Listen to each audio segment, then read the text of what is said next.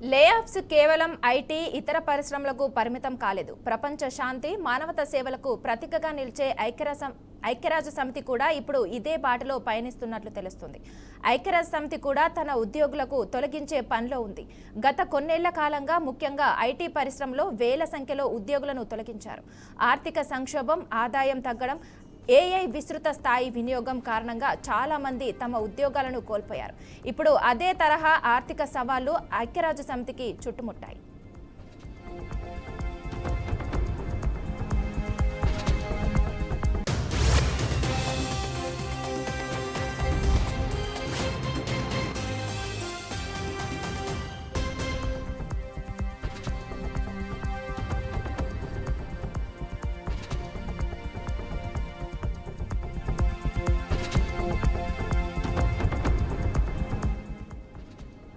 United nations secretariat తమ బడ్జెట్లో భారీ కోత విధించుకోవడానికి సిద్ధమైనట్లు సమాచారం.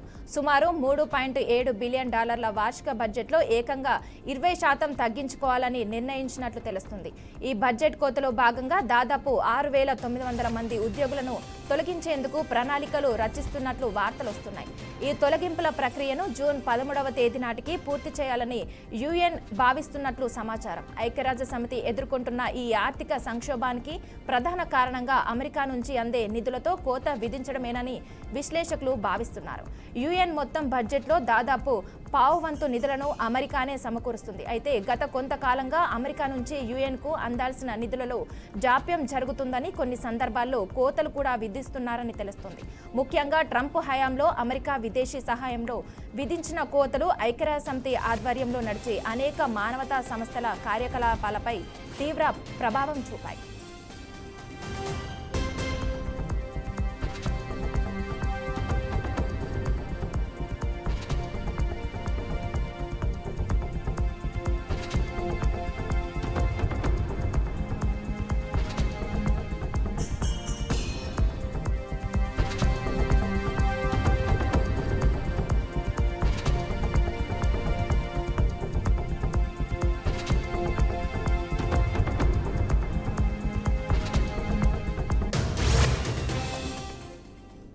ప్రస్తుత ఆర్థిక సంవత్సరంలో కూడా అమెరికా నుంచి ఐక్యరాజ్య సమితికి దాదాపు $1.5 బిలియన్ అందాల్సి ఉంది. ఈ చెల్లింపుల విషయంలో నెలకొన్న జాప్యం, అనిశ్చిత యుఎన్ ఆర్థిక పరిస్థితిని మరింత దిగజార్చింది.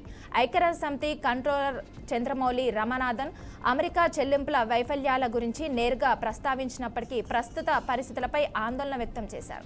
21వ శతాబ్దంలో ప్రజలకు మెరుగైన భవిష్యత్తును అందించడానికి ఐక్యరాజ్య సమితికి అన్ని దేశాల నుంచి నిరంతర సహకారం అత్యంత అవసరమని ఆయన అన్నారు. ఆయన వ్యాఖ్యలు పరోక్షంగా నిధుల కొరత వల్ల యుఎన్ కార్యకలాపాలకు ఎదురవుతున్న ఆటంకాలను సూచిస్తున్నాయని పరిశీలకులు భావిస్తున్నారు.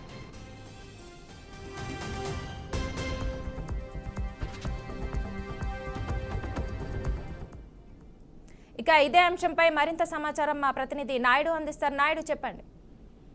థ్యాంక్ యూ మానస. ఉద్యోగాల కోత అంటే ప్రధానంగా చెప్పుకుంటే లే ఆఫ్ అంటారు ఇది. అయితే ఉద్యోగాల కోత అనేది గతంలో చూసుకున్నట్టయితే కనుక కేవలం ప్రైవేట్ సంస్థలు కావచ్చు, కార్పొరేట్ సంస్థలు కావచ్చు, లేదా ఐటీ రంగ సంస్థలకు సంబంధించి మనం గతంలో చూస్తున్నాం. ఎందుకంటే 2009 ఆర్థిక మాంద్యం కావచ్చు, లేదంటే కనుక ఇప్పుడు ఆర్టిఫిషియల్ ఇంటెలిజెన్స్ రావడంతో అయితే కనుక చాలా వరకు ఐటీ కంపెనీల్లో అయితే లే ఆఫ్ ప్రకటిస్తున్న పరిస్థితి అయితే మనం చూస్తూ ఉన్నాం.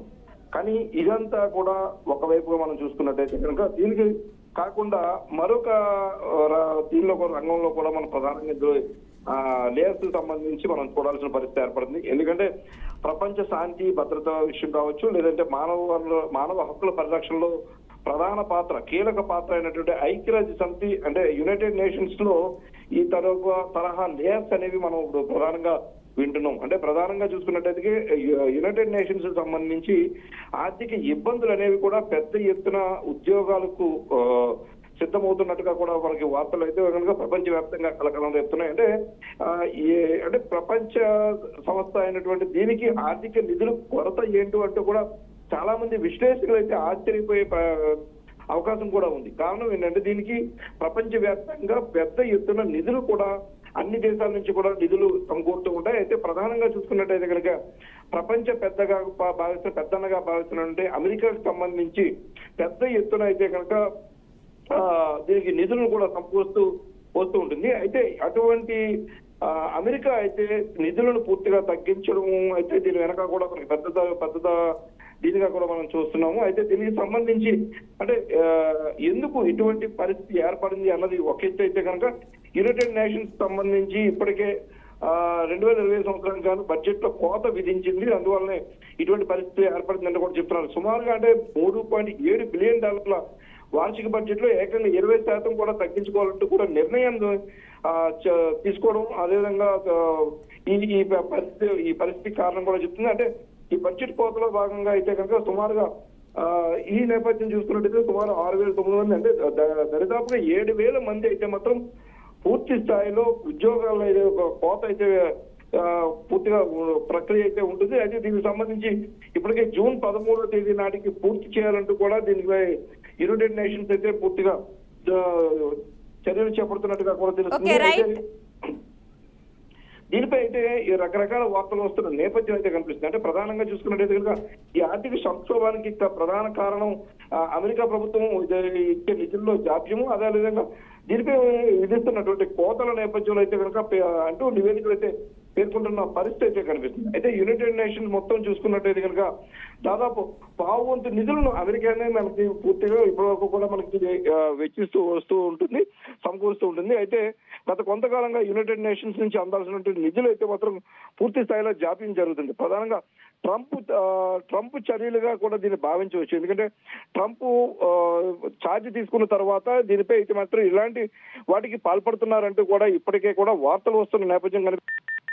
ట్రంప్ హయాంలో విదేశీ సహాయంతో విధించినటువంటి కోతలు కావచ్చు, లేదంటే ఐక్యరాజ్య సమితి ఆధ్వర్యంలో నడిచేటువంటి అనేక మానవతా సంస్థల కార్యకలాపాలపై అయితే కనుక తీవ్ర ప్రభావం చూపించే పరిస్థితి అయితే కనిపిస్తుంది. ఈ నేపథ్యంలోనే మొత్తం ఓవరాల్ గా కూడా $1.5 బిలియన్ సుమారుగా అందాల్సిన పరిస్థితి అయితే ఉంది. అయితే ఆ $1.5 బిలియన్ కూడా దీనివల్ల జాప్యం నెలకొనడంతో అయితే మాత్రం దీనిలో పూర్తిగా ఆర్థిక పరిస్థితి అయితే మరింత దిగజారే విధంగా కూడా మనకి కనిపిస్తుంది. అంటే దీనిపై మనం చూసుకున్నట్టు చంద్రబాబు రామనాథ్ చెప్తున్న పరిస్థితి మనం చూడొచ్చు. ఆయన కూడా చెప్తున్నారు అంటే ఈ అమెరికా నిధులు కేవలం ఈ జాప్యం చేయడం వల్ల ఇటువంటి పరిస్థితి దాపురించిందంటూ కూడా ఆయన ఓపెన్ గా చెప్తున్న పరిస్థితి అయితే కనిపిస్తుంది. అయితే రానున్న రోజుల్లో ఇది మరింత భవిష్యత్తుకు సంబంధించి అంటే రానున్న